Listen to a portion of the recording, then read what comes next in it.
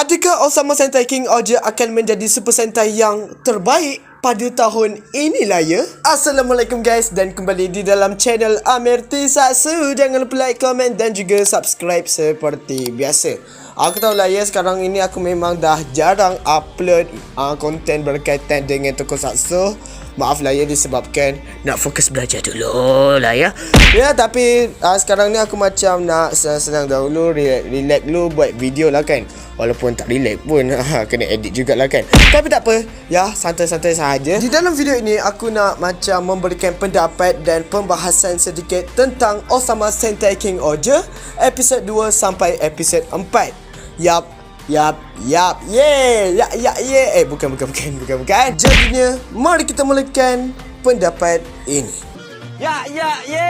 Osama Sentai King Oja sekarang ini sudah 4 episod lah ya. Dan adakah selama 4 episod ini tetap membuatkan orang enjoy lagi dengan Osama Sentai King Oja?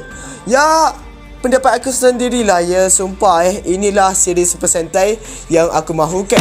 Dia punya komedi itu pun memang sangat dapat, series itu pun memang sangat dapat, development karakter yang boleh katakan sangat konsisten lah ya. Apatah lagi untuk episod 2, 3 dan 4 ini akan berfokus pada satu kerajaan yang lain, macam Enko Sopa, Ishabana dan juga Tofu. Ya, yang bagi aku memang highlight utama di dalam cerita Osama Sentai King Oja ini adalah pada negara ini tersendiri lah ya. Kalau kita tengok kat negara Enko Sopa, lebih kepada teknologi lah kan. Kita tengok macam diorang punya teknologi itu memang melebihi jangkaan kita lah. Memang sangat boleh katakan terlalu moden. Sampaikan dari segi pemakaian penduduknya, ya boleh katakan macam penduduk di era masa depan tau. Lagi-lagi mereka mestilah kena hidup dengan gadget mereka lah kan. Di negara Ishabana juga, kalau kita tengok dari segi pemandangan visual itu memanglah sangat indah lah ya. Lagi-lagi kalau kita tengok dari segi pemakaian orang di tempat Ishabana itulah kan, memang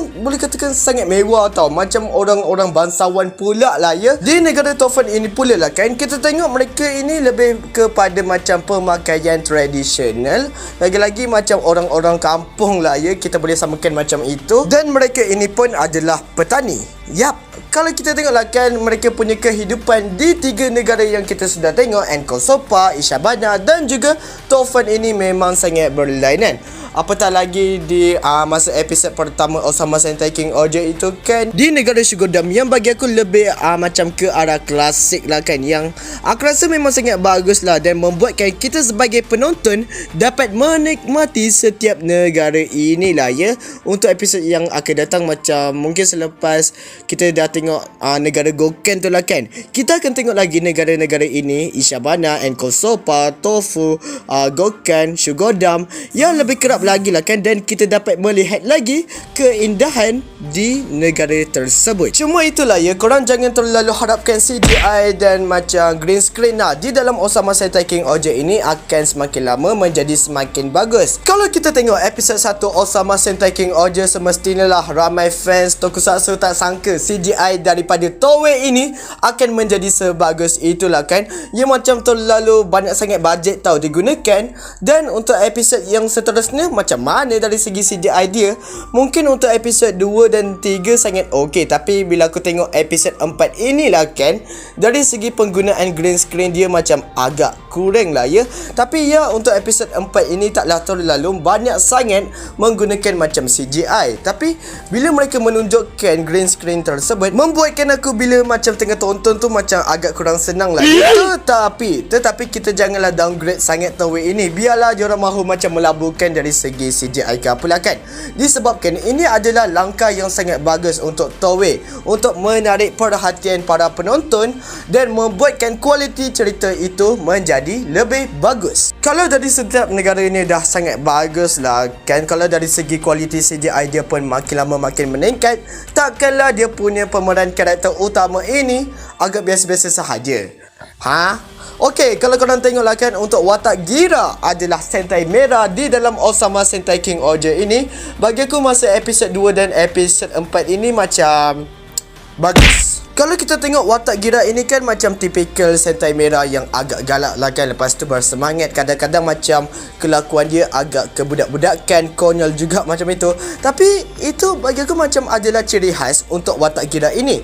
Dan dia punya watak sebagai ketua Sentai merah di dalam Osama Sentai King Oja ini pun sangat bagus. Disebabkan korang cuba fikirlah tiga raja ini pun macam terkesima tau dengan watak Gira yang hanya sekadar penduduk biasa sahaja. Mungkin ada beberapa penonton yang agak kurang nyaman apabila Gira berlakon menjadi watak penjahat yang apa? Ya, dia itu mahu dihantar semula ke Sugar Dam dan dia mahu melawan Rockless. Ya, itu sahajalah ya dari segi tujuan dia itu. Tapi dah macam mana lah ya, itulah dari segi karakter dia. Tapi yang aku nak tekankan di sini adalah dia punya watak. Adakah memang sebetulnya sesuai menjadi ketua? Bagi aku memang sangat sesuai lah ya. Dari segi talk no jutsu dia itu, boleh katakan setiap kata-kata dia itu pun memang ada makna.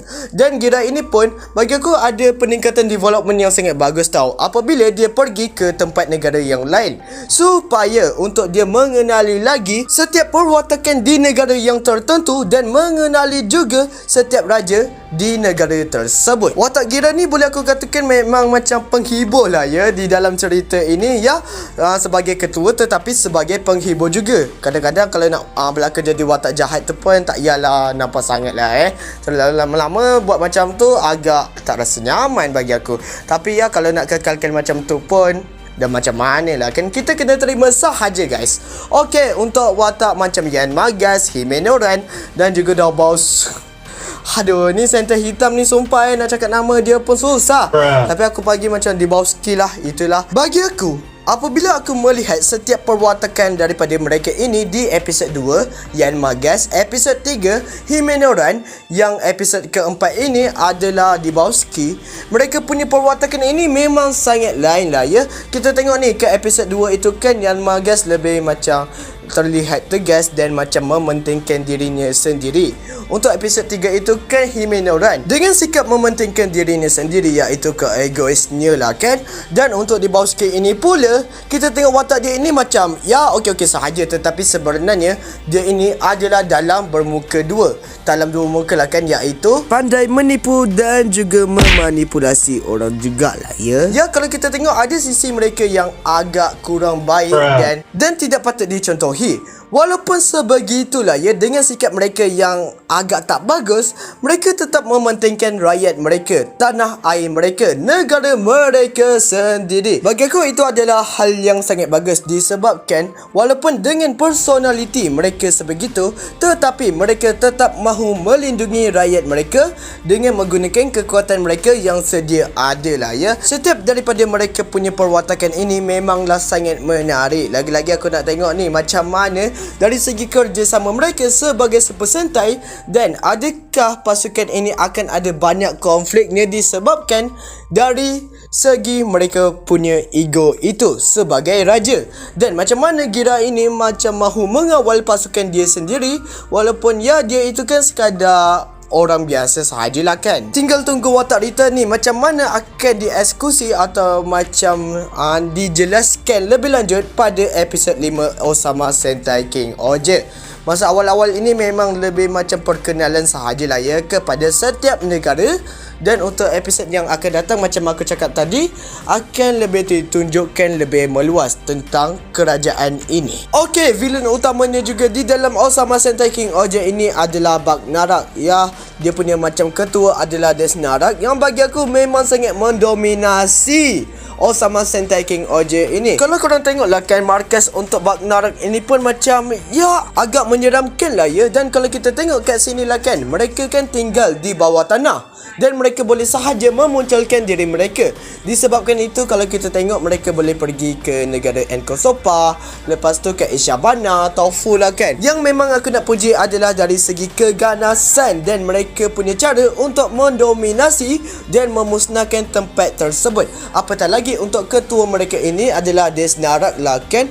Walaupun sekadar dia sahaja, tetapi dia boleh memusnahkan, boleh katakan sekejap sahaja tau tempat tersebut dengan macam macam sedikit kekuatan dia. Nak tahu juga macam mana dari segi penulisan untuk karakter yang macam inilah kan. Masa awal-awal ini sudah ditunjukkan tahu kekuatan dia ini macam mana. Harapnya dengan karakter yang sangat bagus ini tidaklah membuatkan kita sebagai penonton sangat kecewa. Wah ya. Untuk monster mingguan memang betul lah, monster mingguan bukanlah penting sangat ke apalah kan. Secara tiba-tiba dah jadi sangat besar, dah jadi macam kaiju lah kan.